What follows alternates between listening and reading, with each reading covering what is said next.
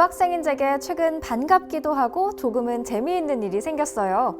평소에 즐겨 쓰던 화장품이 떨어졌고 마침 인근의 한 뷰티 가게를 들리게 됐죠. 매장 안에는 미국 현지 제품을 비롯해 수많은 화려한 제품들이 전시돼 있었어요. 제일 먼저 눈에 띈 건 화장품 한 코너에 모여서 휴대폰을 보고 있는 외국 학생들의 모습이었죠. 화장품 진열장 앞에서 영상을 보는 동시에 유심히 진열장에 있는 제품들도 살피더군요. 그러다 자신이 찾는 제품이 맞았는지 환호하며 소리를 지르기도 하고요. 어떤 사람은 직원과 제품에 대해 얘기를 나눈 것 같았어요. 얼핏 듣고 있자니 성분이 좋은 것 같다고 했죠. 그리고 양손 가득 쇼핑백을 들고서는 기분 좋은 표정으로 나가는 사람들도 있었죠. 저도 제가 사용하는 화장품을 찾으려고 두리번 했는데요. 그러다 외국 학생들이 떠나간 자리에 텅 비어있는 진열장을 발견했습니다. 무슨 제품이 그렇게 좋길래 속으로 생각했죠. 호기심에 이끌려 어느새 그곳에 갔는데요. 진열장에 남은 화장품을 들여다봤어요. 메이드 인 코리아, 한국 화장품이더라고요. 수많은 화장품들 속에 비어있는 한국 제품 진열장을 보고 있자니 뉴스로만 접했던 K-뷰티의 실상을 본 것 같아 근스레 뿌듯한 거 있죠? 이게 K-뷰티의 힘일까요? 요즘 K-뷰티가 전 세계적으로 얼마나 큰 인기를 끌고 있는지 아시나요? 정말 놀라울 정도입니다. 이게 한두 제품만 인기를 끌고 있는 게 아니라요. 아예 글로벌 트렌드로 자리 잡았다 이렇게 말할 수 있을 정도죠. 또 소셜미디어를 들어가 보면요. K-뷰티라는 단어가 아주 핫한 상황으로 자리 잡고 있습니다. 왜 이렇게 인기가 많냐고요? 이게 다 K-뷰티의 혁신 때문이죠. 예를 들면 달팽이 점액 같은 성분이나 발효 성분, 심지어 쌀 추출물까지 듣기만 해도 뭔가 신비롭지 않으세요? 이런 걸로 만든 제품들이 피부에 정말 좋다고 입소문이 난 겁니다. 그리고 K-뷰티는 단순히 로션 하나 바르고 끝나는 게 아니라 단계가 많잖아요. 클렌징부터 시작해서 토너, 에센스, 세럼, 마스크팩까지 이 다단계 스킨케어가 피부 건강에 좋다는 게 증명되면서 사람들이 더욱더 관심을 갖는 겁니다. 특히 소셜미디어에 올라오는 인플루언서들의 리뷰와 튜토리얼 덕분에 사람들 사이에서 더 빠르게 퍼지고 있는 중입니다. 사실 한동안 K-뷰티가 힘든 시기를 겪었어요. 코로나 팬데믹이 시작되면서 사람들이 집에만 있게 되니까 밖에 나갈 일이 없어지고 당연히 화장품에 대한 관심도 줄었죠.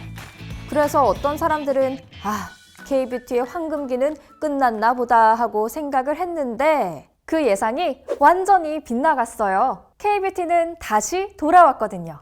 산업계에서는 이렇게 이야기하더라고요. K-뷰티가 오랫동안 정체기를 겪었지만 한두 나라에 국한돼 있는 것이 아닌 이제는 글로벌 확장 단계에 본격적으로 진입했습니다. 말하자면 일부 국가에 의존돼 있었던 K-뷰티의 성장이 전 세계, 특히 일본과 미국 같은 선진 시장으로 진출하고 있다는 거죠. 일본에서의 K-뷰티의 인기는 눈에 띄게 달라졌어요. 이러한 인기 비결 두 가지를 보면 한류의 영향력 확대, 그리고 한국 브랜드의 경쟁력 있는 가격 전략이라고 해요. 일본 소비자, 특히 젊은 층은 자신이 좋아하는 한국 아이돌이 추천하는 K-뷰티 제품의 매력을 느끼고 가격이 저렴하다고 생각하고 또 트렌디하다고 생각하는 거죠.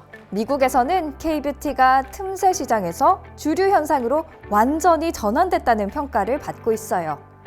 미국 소비자들은 K-뷰티가 제공하는 혁신적인 제형, 독특한 성분, 다단계 스킨케어 루틴을 높이 평가합니다. 특히 맑고 빛나는 안색이 특징인 누리 피부 컨셉은 SNS 플랫폼에서 바이럴 트렌드로 큰 반향을 일으키고 수많은 인플루언서들이 다양한 메이크업 방법으로 K-뷰티 화장법을 따라하고 있죠.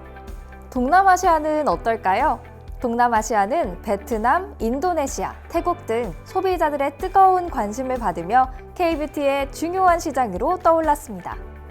이 지역의 한국과의 근접성과 문화적 친화성은 K-뷰티 트렌드가 빠르게 퍼질 수 있는 원동력이기도 했어요. 소비자들은 천연 성분에 대한 강조와 효과적인 스킨케어 솔루션에 엄청난 매력을 느끼고 있습니다. 전자상거래 플랫폼의 등장으로 이들 시장에서 K-뷰티 제품의 가용성과 인기가 더욱 가속화됐어요. 특히 베트남으로의 한국 화장품 수출이 크게 증가해 이 지역의 수요가 엄청나게 불어났다고 합니다. 최근 K뷰티 산업은 국내외적으로 눈부신 성장을 거듭하고 있습니다. 2024년 상반기 수출은 48억 달러를 넘어 전년 동기 대비 18.1% 증가, 올해 3분기 74억 달러를 기록하게 되면서 전년 동기 대비 19.3%가 넘는 수출액을 기록했어요. 앞서서 언급해드린 것처럼 K뷰티의 성장이 이어질 수 있었던 이유들을 정리해볼까요? 첫 번째는 바로 K드라마와 K팝의 영향력입니다. 좋아하면 닮는다고 하잖아요. 무대 조명 아래에서 K팝 스타처럼 빛나고 싶고 자신이 좋아하는 배우만큼 상큼해 보이고 싶은 마음이 반영된 결과일까요? 뜨겁게 부상한 K 콘텐츠의 영향력이 이제는 대상의 모습까지도 닮아가고 싶어하는 흐름으로 바뀌고 있는 것 같습니다. 이제 K뷰티는 단지 예쁜 포장만이 아니에요. 매우 혁신적인 제형으로 유명합니다. 자연에서 얻을 수 있는 너무나도 다양하고 효과적인 친환경 뷰티 제품은 단순히 더 깨끗하고 부드러운 피부를 약속하는 것이 아니죠. K뷰티만이 가질 수 있는 전 세계에서 가장 우수한 창의성 수준을 제공합니다. 여기에 더해 국가별 스마트한 가격 전략을 통해 합리적인 가격으로 이용할 수 있는 점 또한 매력적이죠. 그리고 무엇보다 중소기업의 두드러진 약진이 있었습니다. K뷰티 제2의 전성기를 이끈 주체로 중소기업을 꼽을 수 있는데요. 한국무역협회에 따르면 대기업 중심으로 이뤄지던 화장품 수출 구조가 최근 중소기업을 중심으로 수출국이 다변화됐습니다. 중소업체들이 한국 뷰티 ODM과의 협업으로 다채로운 상품을 기획하고 수출하고 있기 때문이죠. 예로 국내 한 뷰티 업체가 미주 시장 진출 1년 만에 아마존 뷰티 카테고리 1위에 오르는 성과를 보였습니다. 다양한 인종과 피부톤을 고려해 30가지의 색을 선보이는 등 현지 소비자에게 맞춘 노력의 결과라고 볼 수 있죠. K뷰티 아이덴티티에 더욱 집중하는 모습도 긍정적인 역할을 하고 있습니다. 정체성은 가치를 더욱 극대화하는 요소인데요. 국내 뷰티 기업들은 K뷰티만의 정체성을 가진 제품으로 다양한 문화적 배경을 공략해 경쟁력을 확보하고 있습니다. 다만 긴장의 끈을 놓을 순 없습니다. 아직까지 중국과 미국 등 큰 시장의 현지 브랜드들도 우수한 제품군의 경쟁력을 앞세워 입지를 다지고 있기 때문이죠. 이를 극복하고 현상을 유지하며 성장하는 것 또한 대한민국 뷰티 업계의 도전 과제라고 볼 수 있습니다. 우리한테 당연하게 여겨졌던 K뷰티 제품들이 해외에서 인기를 끌고 있고 글로벌 위상을 떨치고 있으니까 상당히 고무적으로 다가오는 것 같습니다. 대한민국 자부심 뿜뿜! 여러분도 저처럼 느끼고 계신가요?